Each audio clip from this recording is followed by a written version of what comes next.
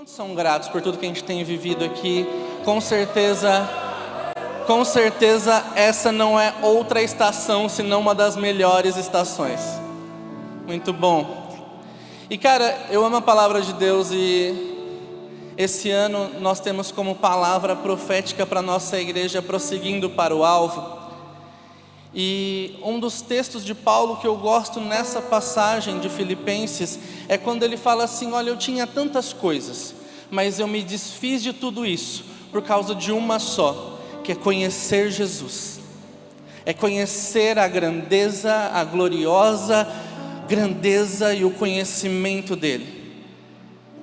Então, baseado nesse texto, nessa passagem, eu entendo que Paulo está falando assim: olha, de tudo que eu poderia aprender ou querer ser da minha vida, o meu alvo principal é conhecer Jesus e ser conhecido por Ele. O que Paulo fala é: eu sou um discípulo de Jesus. E essa palavra discípulo é uma das palavras na minha vida para esse ano de 2023. E com isso Deus tem, vou dizer assim, por camadas e camadas, trazendo algumas coisas, e é isso que eu quero trazer para você aqui essa noite. Eu acho que quando nós falamos sobre discípulo ou discipulado, tem uma palavra que não tem como expressar melhor isso, senão renúncia. E eu queria que você está com a sua Bíblia aí ou não, abra a sua Bíblia comigo nesses minutos, em Lucas capítulo 9, Lucas 9 do 23 ao 24, Lucas 9 do 23 ao 24, está aqui também. Disse ele quem? Disse Jesus à multidão, repita comigo, multidão. Se alguém quer ser meu seguidor, repita, seguidor. Negue a si mesmo. Tome diariamente, repita comigo, diariamente, a sua cruz e siga-me. Se tentar, se apegar à sua vida, a perderá. Mas, se abrir mão da sua vida por minha causa, a salvará. Para você entender um pouco do contexto do que está acontecendo aqui, Jesus estava falando com uma multidão. Havia pessoas seguindo Jesus já há algum tempo. Haviam homens e mulheres que vinham de diversos lugares para seguir Jesus. Uns porque, cara, ele multiplica pães e peixes. Outros porque, cara, ele faz milagres, ele cura, ele faz isso e aquilo. Mas Jesus sabia que o ministério dele não era só isso, então ele começa a colocar filtros ali.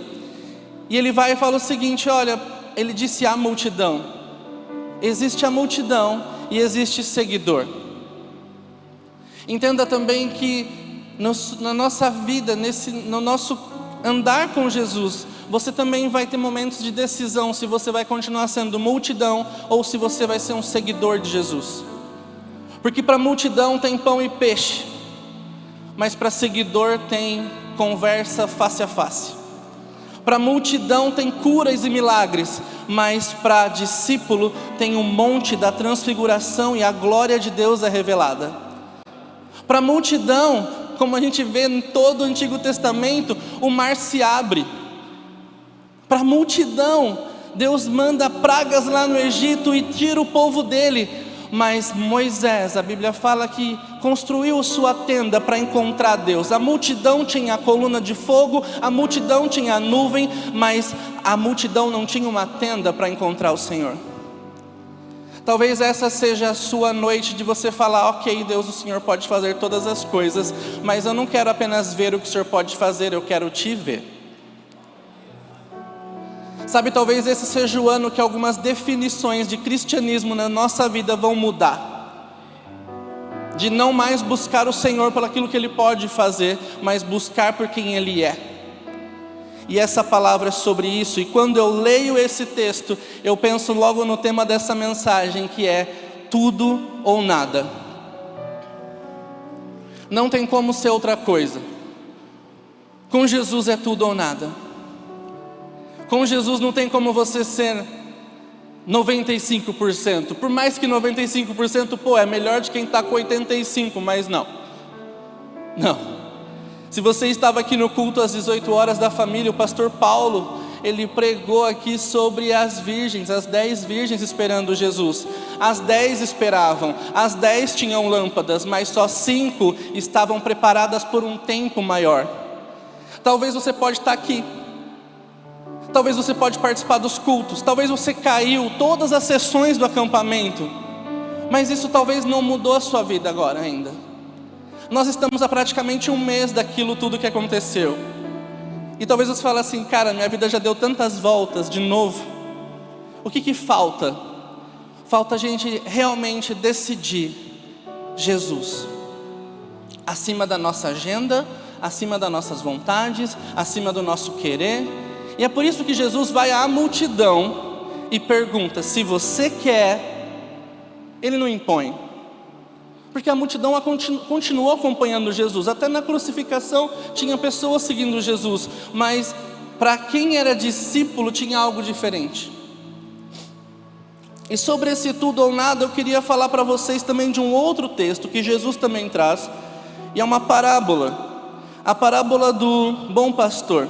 João 10, 11. João 10, do 11 ao 13 diz o seguinte. Jesus dizendo: eu sou o bom pastor sacrifica sua vida pelas ovelhas. Próximo.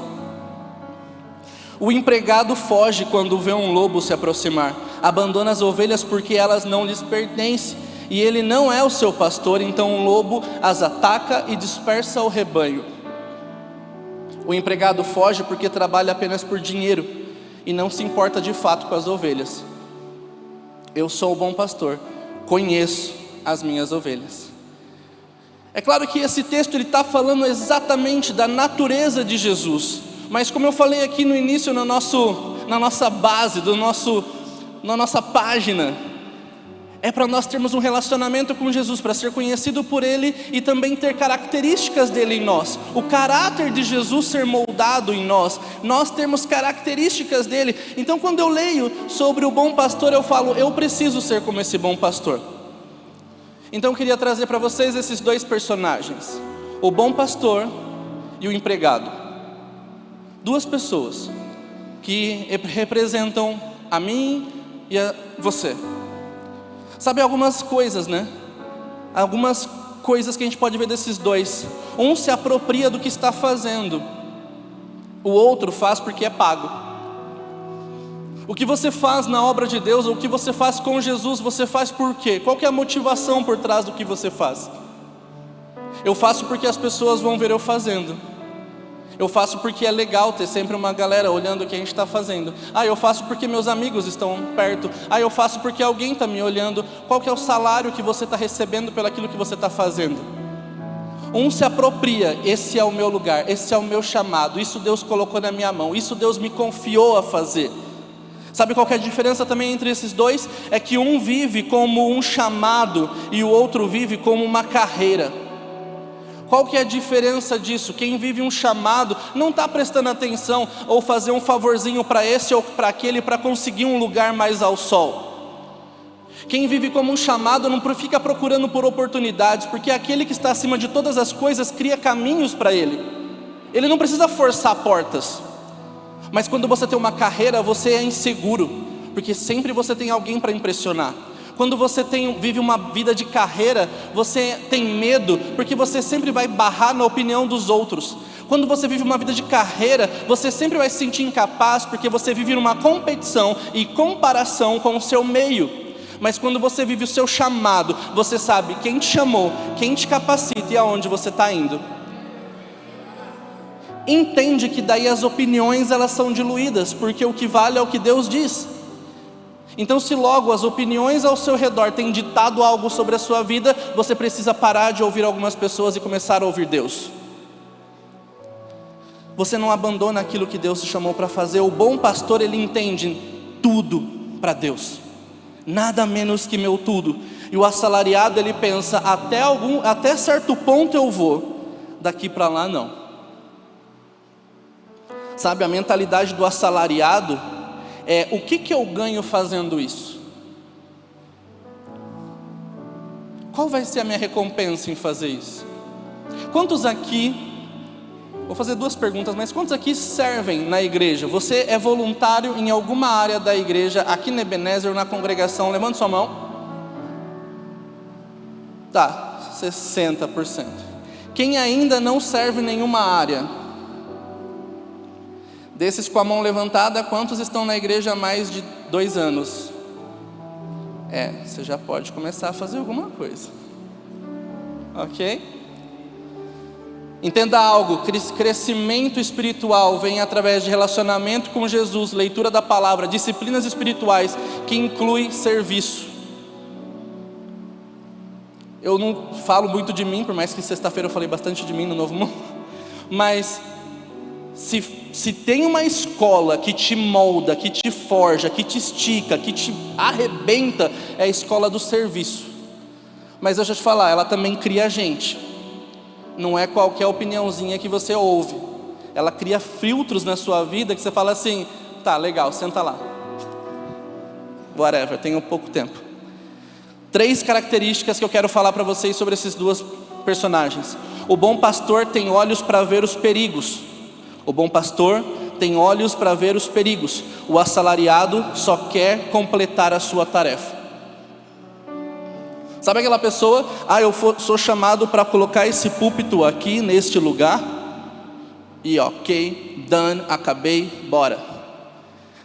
Ou tem aquela pessoa que também, cara, eu sou chamado para fazer isso daqui, mas eu posso perceber que tem pessoas aqui que talvez precisam de mim.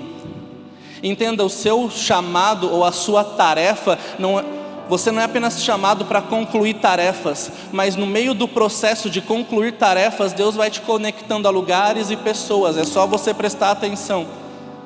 Davi não estava num pasto apenas cuidando das ovelhas do seu pai. Davi estava num pasto sendo treinado para ser um grande líder.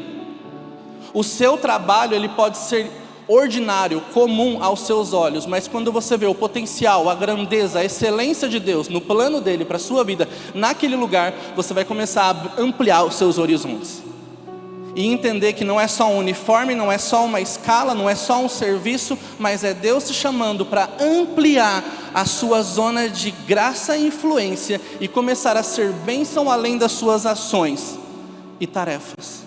Mas você precisa mudar a sua mentalidade de não apenas cumprir minha tarefa, dar o meu checklist lá, tá feito, acabei, vamos embora, acabou, pode tirar a camiseta já e vamos embora para casa.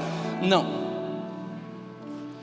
O bom pastor, ele tem olhos para ver os perigos. E sabe, eu quero colocar 3 perigos que a nossa geração precisa prestar atenção nesse tempo.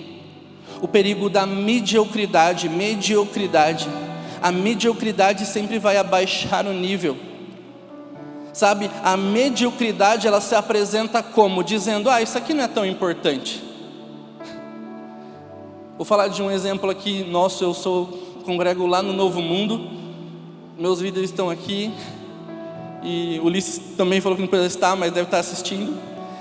E lá no Novo Mundo, há um tempo atrás, antes a gente não tinha umas poltronas, nós tínhamos umas cadeiras. E toda sexta-feira quem faz conectados lá, você sabe, mexe cadeira para um lado, mexe cadeira para o outro, faz um negócio, faz outro. E eu mexia, eu estava nesse lugar. Eu não era dos primeiros a chegar, eu confesso, mas era um dos últimos a sair, então sempre a gente arrumava as cadeiras. E tem gente que fala assim, cara, eu não vou ficar arrumando cadeira, eu estou aqui há 5 anos arrumando cadeira, mas não percebia que talvez arrumando essa cadeira aqui eu conseguia me conectar com essa pessoa, arrumando essa cadeira aqui era meu tempo no secreto com Deus, arrumando essa cadeira aqui era o meu tempo com Jesus ali para Ele ampliar o meu coração e trabalhar a servidão no meu coração. Nunca foi sobre mexer cadeiras, foi sobre moldar um coração. Porque hoje eu posso estar numa plataforma como essa, mas se precisar a gente arrasta todas essas poltronas em 5 minutos. Entende? Se você luta por posições, você vai cair muito rápido. Mas quando você luta por uma causa,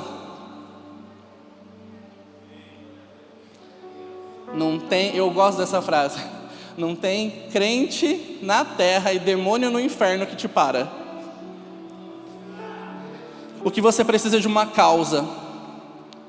Está sofrendo muito porque você está apenas com o seu projeto pessoal. Quando você tiver uma causa, você vai entender. Paulo fala, eu me coloco de joelhos por essa causa.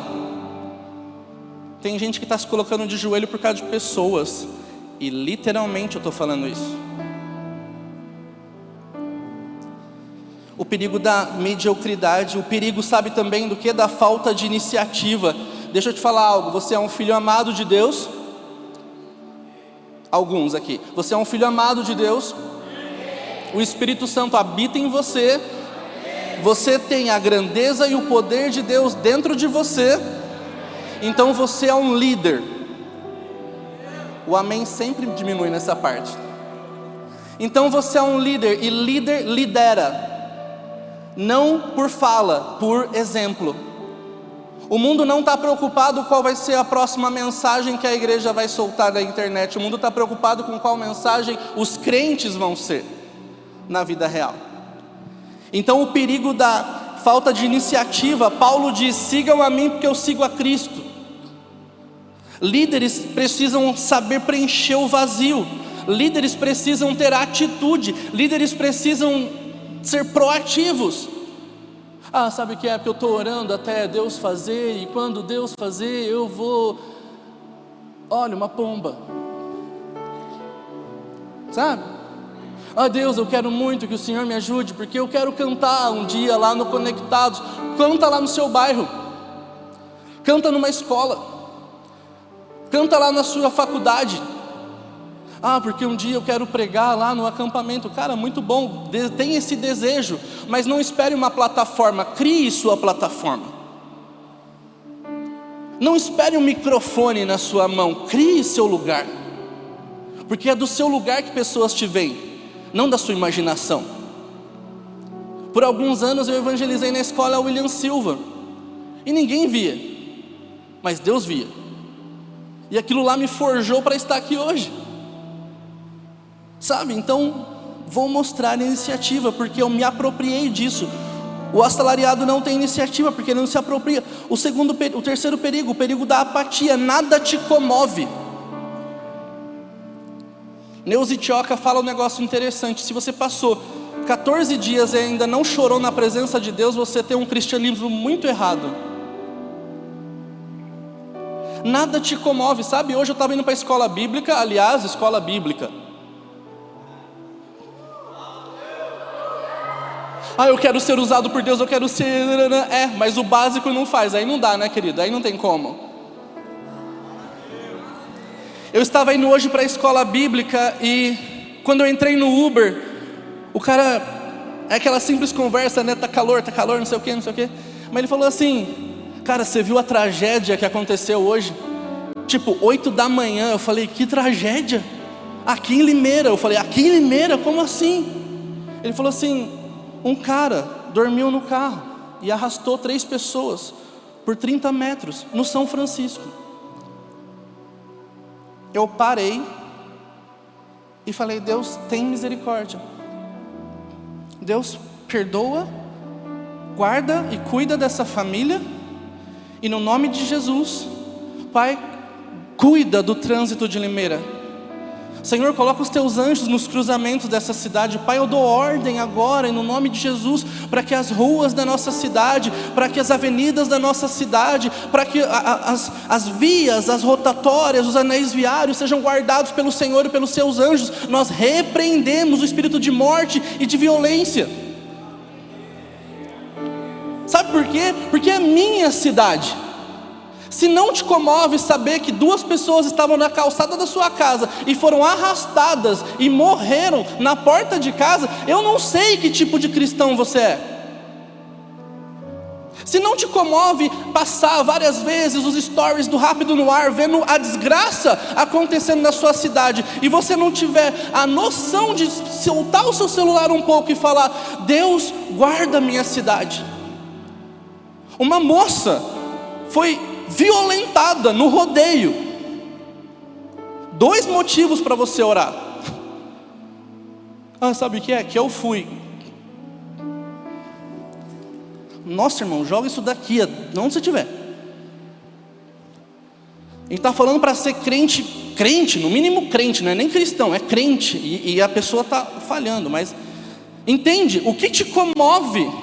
Será que as causas da nossa cidade nos colocam de joelhos? Ou você está muito preocupado com você? Ou você está muito preocupado com o seu sonhinho, com o seu projetinho, com a sua agendinha. Porque Deus não quer fazer o que eu estou pedindo há tanto tempo. Cresce. Começa a orar pelo seu bairro.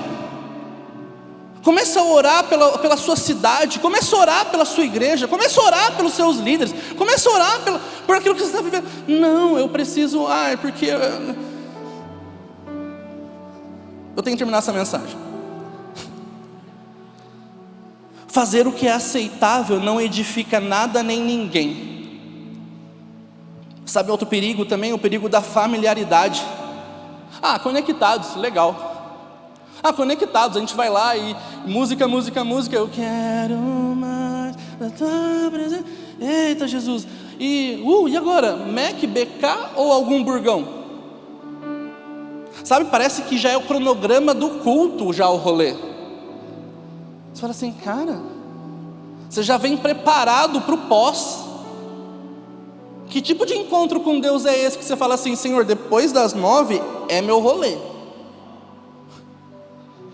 Aliás, Cuco, já deu.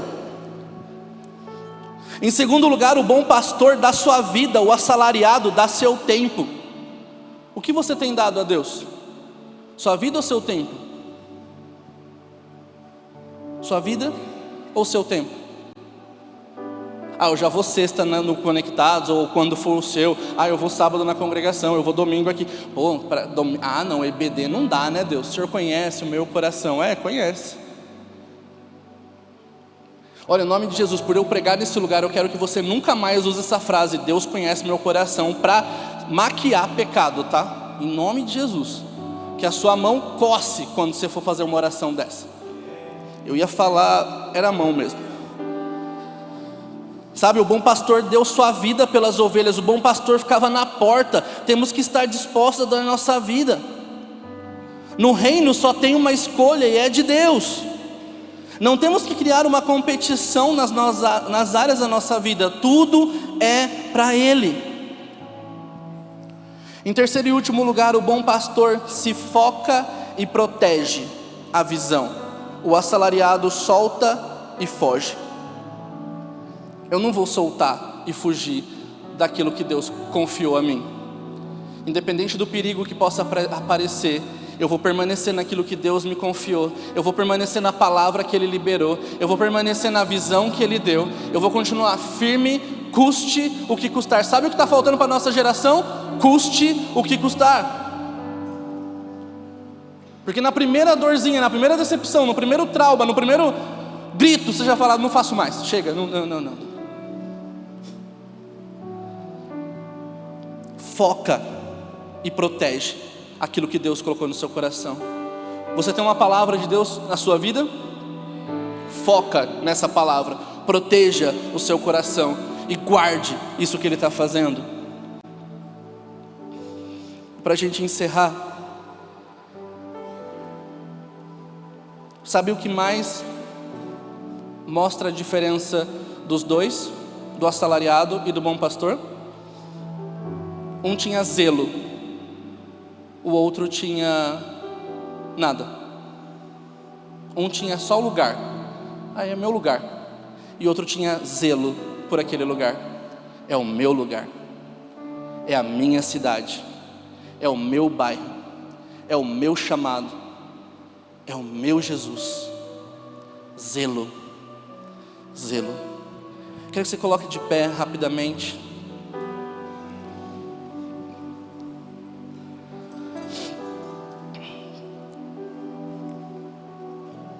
Eu quero fazer essa pergunta para você, para a gente encerrar. O que antes você fazia para Deus, que você deixou de fazer? Talvez você fale assim, cara, antes eu me entregava muito mais. Antes não tinha tempo ruim. Antes era chamar e eu estava lá. Antes eu dava ideias, eu fazia, eu realizava. Antes podiam contar comigo a hora que fosse. Hoje eu não sei. Deixa eu te falar porque você não sabe. Porque talvez falaram de você, criticaram você, não deram nenhuma importância para o que você fez, zombaram, ofenderam, menosprezaram, e isso você foi soltando, soltando e soltando. E a partir do momento que você foi soltando aquilo que Deus te confiou, o inimigo foi se aproximando, se aproximando, se aproximando. Hoje a sua luta não é para voltar a fazer, mas é para voltar a se apaixonar de novo. Você entende que o diabo ele não vem para destruir apenas, mas ele vem para roubar também. E talvez você foi roubado com uma falha assim, porque falo isso tanto de experiência própria como de experiência de momento. A igreja pode falhar com você, porque a igreja é feita de pessoas, que pessoas falham. Não sei se você já percebeu isso. E você também já falhou com alguém, e alguém já falhou com você. E deixa eu te falar então, se você parou de fazer algo, ou você diminuiu a sua paixão por fazer algo por causa de alguém, você precisa conhecer o verdadeiro alguém. E eu quero orar agora para você que, por causa de uma dessas coisas, você perdeu a paixão, você perdeu esse zelo em fazer. Você antes era um cara que não tinha tempo ruim. Você era uma menina que tinha ideias e fazia as coisas acontecerem, mas desgastou, ruiu, minou. Todo mundo fecha seus olhos. Eu creio nesse momento como um momento de cura, e um momento de Deus levantar pessoas de novo. E eu quero orar por você, aonde você estiver nesse grande auditório, que está nessa situação. Você reconhece que há tempos atrás você fazia muito mais, você se entregava muito mais, mas hoje, por causa de uma dessas coisas que eu falei, você parou, esfriou, diminuiu a excelência, diminuiu o seu zelo. E sim, mais uma vez, a sua dor é verdadeira, as falhas machucam mesmo. Talvez a falta de um simples muito obrigado no final de um evento vai te machucar mesmo, mas deixa eu te falar, aquele que te chamou é o mesmo que te levanta hoje. Então se você está aqui, você está nessa situação e você precisa desse sopro novo de Deus, eu não vou nem falar para você levantar sua mão, eu só vou falar para você vir rapidamente para o altar, porque eu tenho 2 minutos. Entendeu? Se você é essa pessoa, eu quero só que você venha para esse altar rapidamente, em 2 minutos.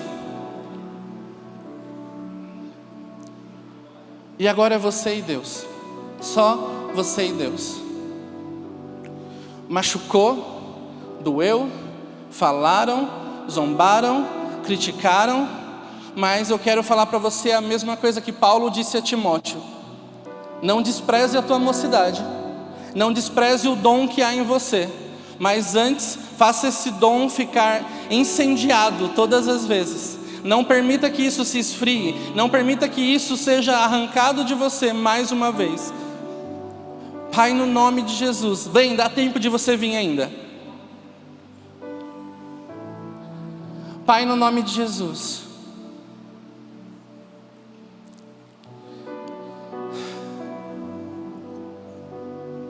essa dor é tão real, e eu conheço essa dor. A dor de não ser compreendido, compreendida, a dor da desvalorização, a dor de a opinião, todo mundo faz e talvez é visto, e você fez o tempo todo e ninguém chegou e aí, parabéns. Mas eu quero orar por vocês essa noite. E muito antes de eu orar, há um desejo no coração do Pai em vocês voltarem a ser aquilo que Deus criou você para ser. Uma pessoa cheia do Espírito Santo, talentosa, excelente, que carrega a presença de Deus com seus dons e talentos, com o seu tesouro. No nome de Jesus, você que ora e intercede aí no seu lugar, levanta sua mão, traz o céu para baixo, porque nós vamos começar a cancelar dívidas aqui essa noite. Nós vamos começar a quebrar as mentiras do inferno sobre essas vidas. Você consegue chorar com seus irmãos que estão chorando aqui? Você consegue se compadecer da dor deles? Então começa agora a lutar contra isso. Começa agora a expulsar essa mentira, começa agora a expulsar essa fortaleza, começa agora a ruir essas coisas, começa agora a lançar por terra toda essa insegurança, esse medo, começa agora a quebrar agora todas as mentiras do inferno sobre a vida dos seus irmãos. Vamos lá, parece que vocês não estão guerreando.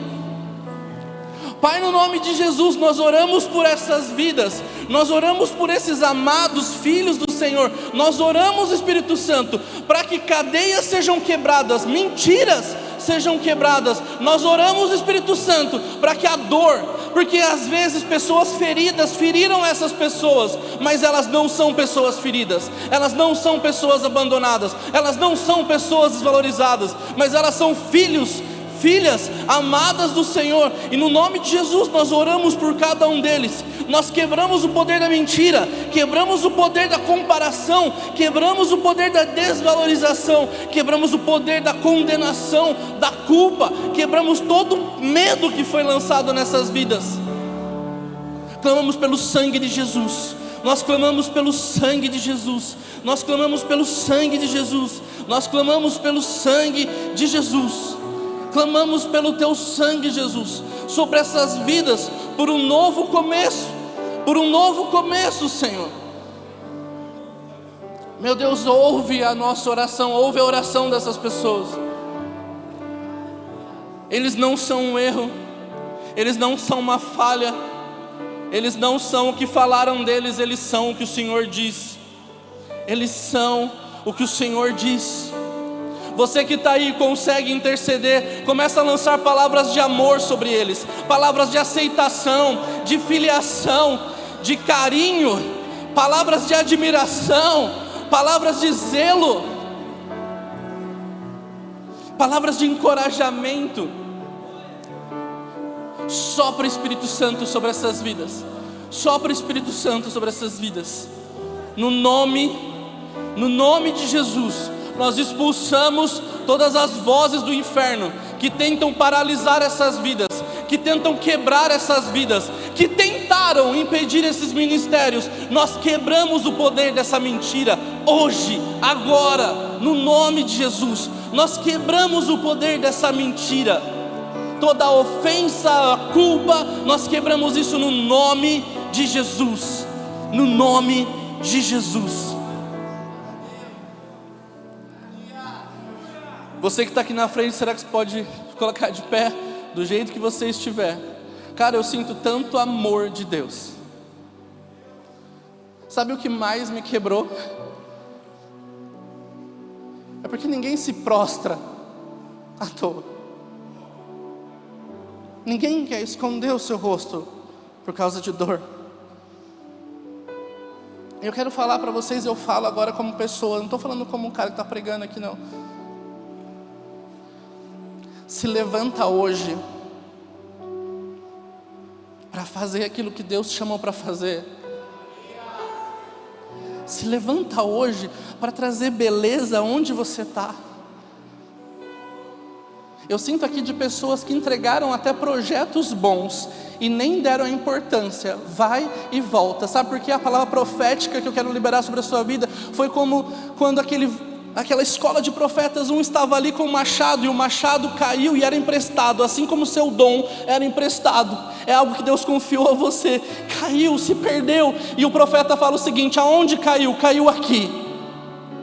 E o profeta fala: estende a mão. Eu quero falar para vocês essa noite: estenda a sua mão, como quem recebe um presente. Estenda a sua mão, receba isso de novo de Deus. O diabo não roubou, o diabo não tomou. O medo não vai mais fazer com que você enterre esse dom, mas ele vai prosperar. Esse dom ele vai se multiplicar. Isso que Deus colocou na sua mão não vai acabar em você, não vai morrer em você, mas antes vai produzir tudo o que Deus planejou para produzir. E essas lágrimas aqui de hoje, de dor até, elas vão servir para uma coisa: para você falar aquilo que o salmista diz, aquele que vai chorando, mas semeando, vai voltar cantando alegremente. Eu libero essa palavra sobre a sua vida. Você não vai ser essa dor, você não vai ser mais essa ferida, você não é a opinião das pessoas, você é um filho, uma filha amada de Deus, capacitado por Ele, cheio do poder do Espírito Santo e muito, muito amado e também temido no inferno.